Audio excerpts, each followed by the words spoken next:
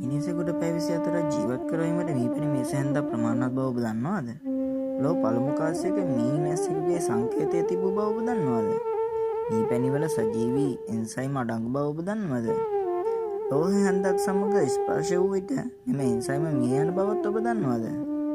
මීපැණි කෑමට හොඳම ක්‍රමය ලී හැන්දකින්. ඔබට එකක් සොයාගත නොහැකි නම් ප්ලාස්ටික් හැන්දක් භාවිත කරන්න පුළුවන්. මීපැණිවල මොළයේ ක්‍රියාකාරීත්වය හොඳින් ක්‍රියාත්මක කරන ද්‍රව්‍යයක් අඩංගු බව ඔබ දන්නවද?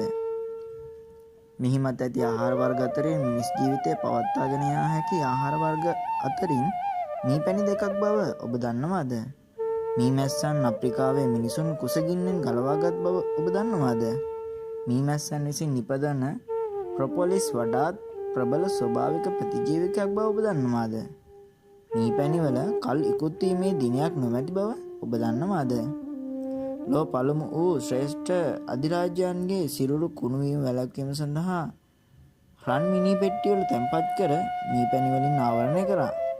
මදු සමය යන යෙදුම පැමිණෙන්නේ විවාහයෙන් පසු මනාලියන් සහ මනාලයන් ශාස්ත්‍රීයත්වය සඳහා මීපැණි අනුභව කිරීම නිසා බව ඔබ දන්නවද?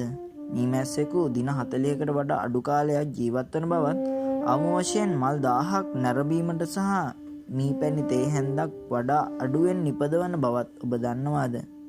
නමුත් ඇයට ඒ ජීවිත කාලයටම වැඩකි.